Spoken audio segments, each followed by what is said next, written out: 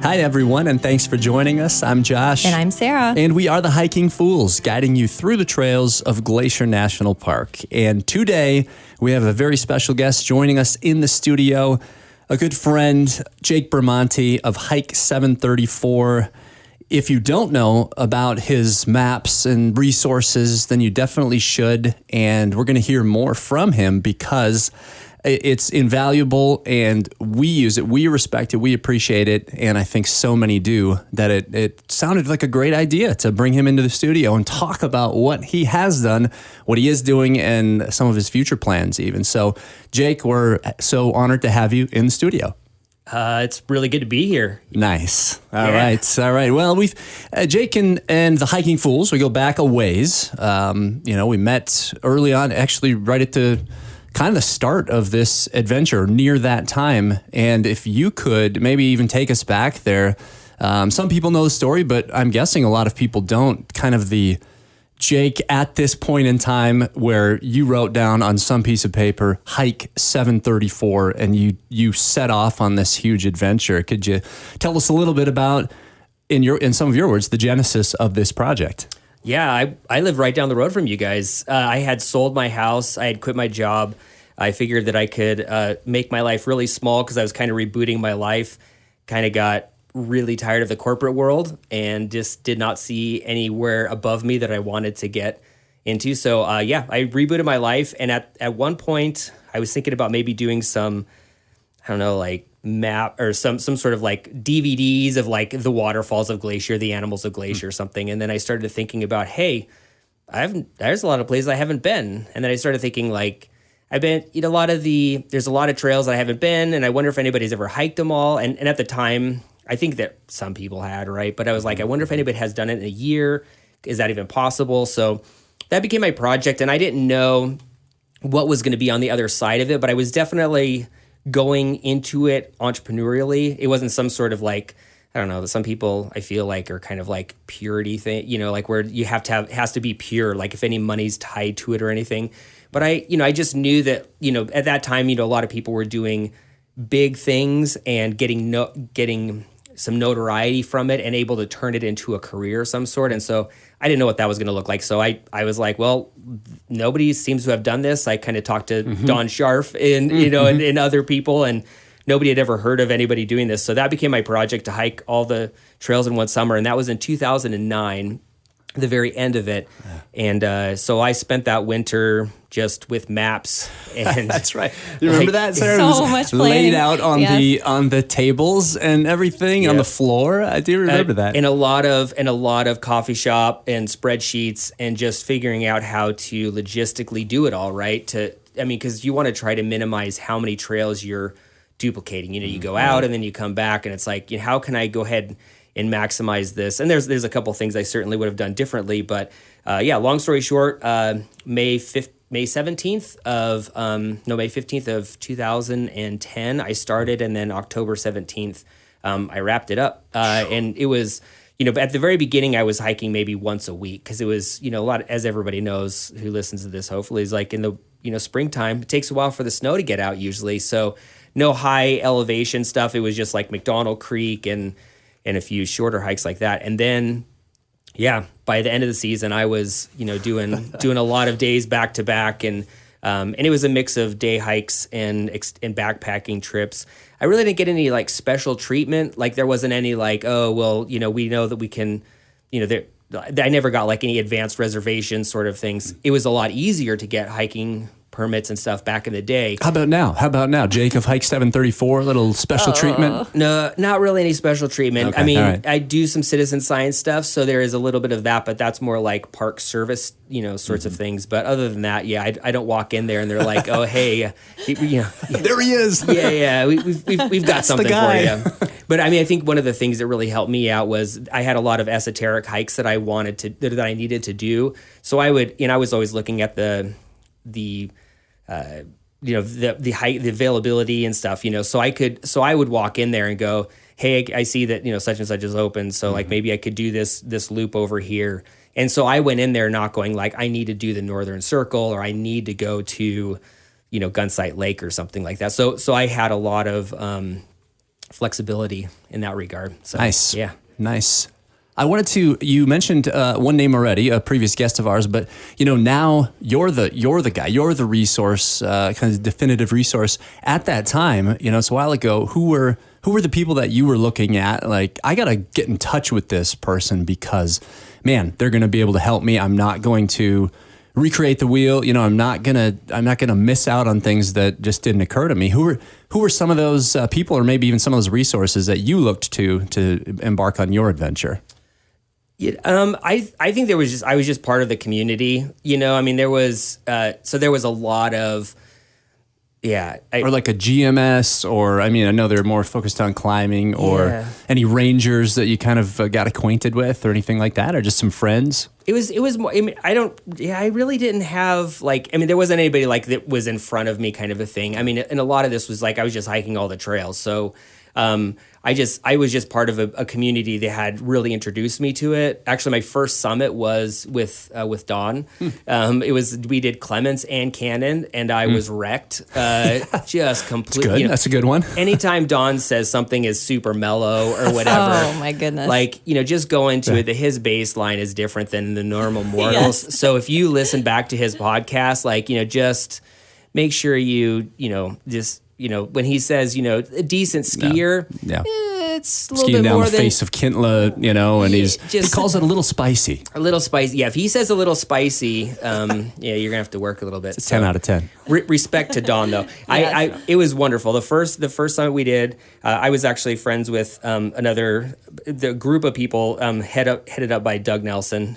Shout out to Doug. And there was just a big group of us, and we did I cut my teeth when I moved back to Montana, because I grew up in Montana. And when I moved back, I ended up coming up into this group of people, and we did 4 years straight of week-long backpack / floating trips in the Bob. So that really got me. The first time I went in there, I brought a Nerf football.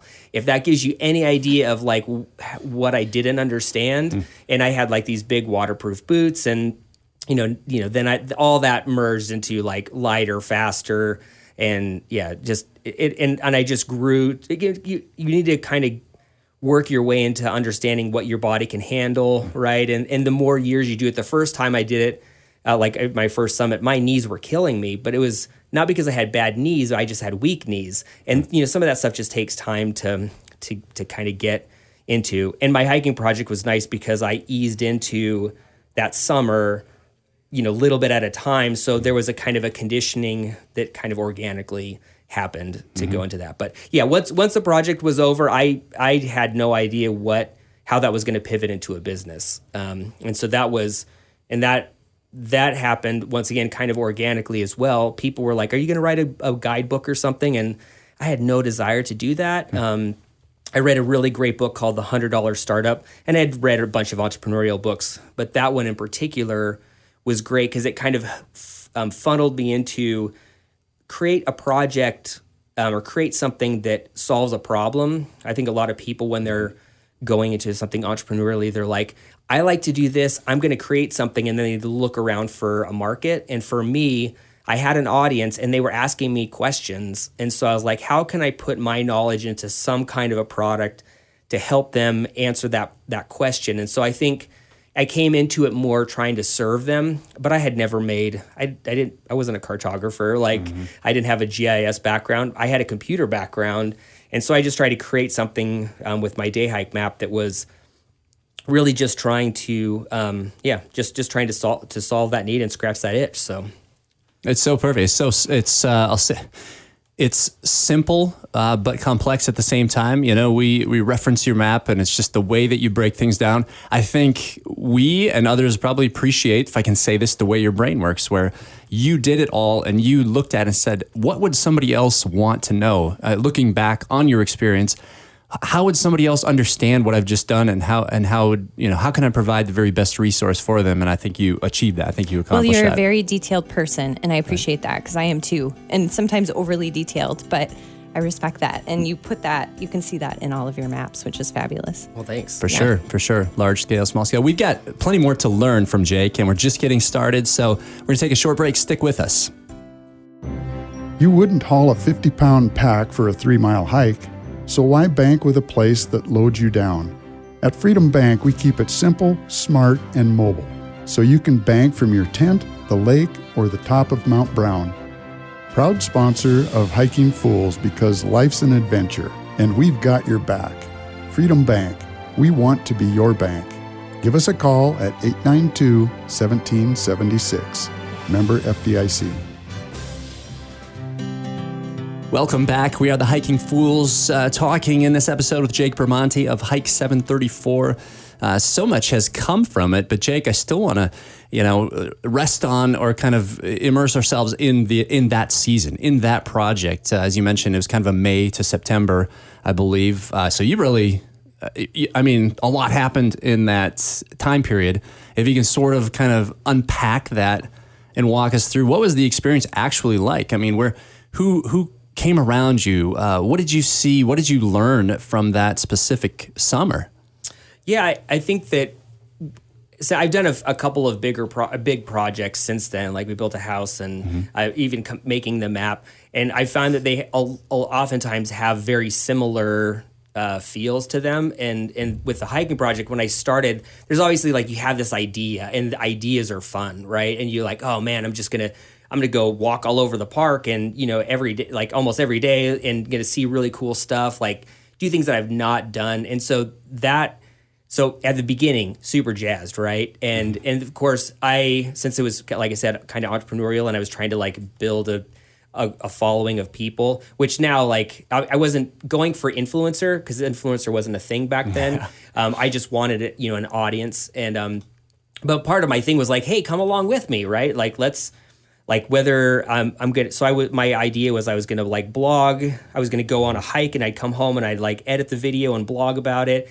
And then if people wanted to join me, like I was open for that. Like it was cool, So, and then like after a little bit, like after I started hiking and getting kind of invested in it, now you've told everybody what you're going to do. People are like watching you, and you start to get a sense of like, oh,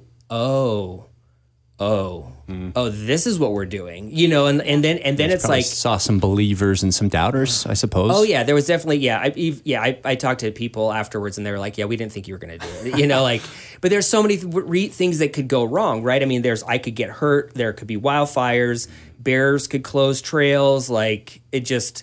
I mean, there's so many things that could go wrong. The winter could come in sooner. Like, I couldn't end up not getting. I mean, there's a couple of permits that I was like, like the Alton Hinkle stretch, which is the old way to get to, it's the old horse route from the Mini Glacier Hotel to get to Iceberg Lake and Ptarmigan Tunnel. If you've ever wondered why the beginning of Iceberg Lake hike is super steep, that's a cutoff trail. But they closed that because there's so many bears. Anyway, so I was like, am I going to even be able to do this one? So as you start to go along on endeavors like this, and as I was doing this, probably my lowest moment was doing Park Creek.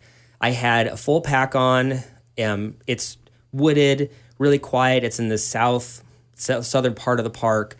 And I'm hiking up this trail, and I had extra food because once I went over to the east side of the park, I was going to do some more day hikes and some overnighters and stuff. So I had food for a handful of days, even though this was just an overnighter. But as I'm going up there with just the weight of this, figuratively and literally, I guess, of a project on me, I'm just like, what am I doing if I can't finish? Like, nobody cares if you hike a lot of the trails, like, so. And the project, for those that don't know, is 734, because that was the miles of trail that I calculated based upon the park's data. And so, anyway, so I was like, but nobody cares if you do 568. It's like, well, good job, son. But who cares, right?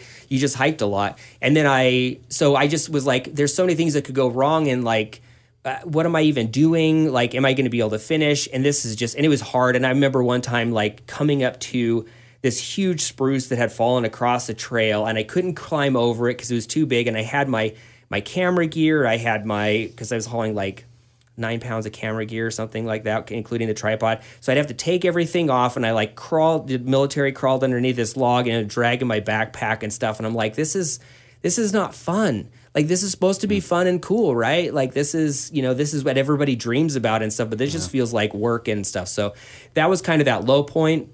But I did have people come along with me. Like, you can see that in some of the videos, there's some people like, I'm like, oh yeah, that's right, I did hike that with that person and stuff. So, but yeah, I definitely had a community around me. And at the time, I started dating Kristen, who's now my wife, and she was, just such a huge help of like bussing me around, support, like, emotionally, like just mentally, of just trying to like get past yourself and just go like. And the biggest lesson I learned was often is I didn't have to hike the whole project today.